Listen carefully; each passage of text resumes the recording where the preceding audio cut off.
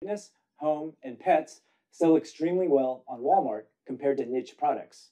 Price is a leading consideration for Walmart shoppers who prefer more affordable products. So as a result, premium, niche, and higher priced products do not sell as well on Walmart.com.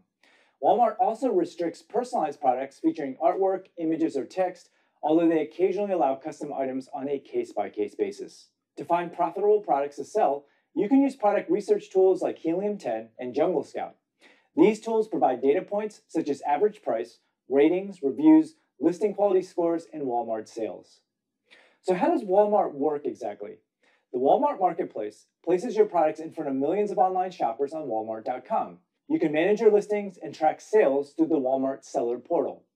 If you wish to outsource order fulfillment, Walmart Fulfillment Services will store and ship your products to the end customer and handle customer service.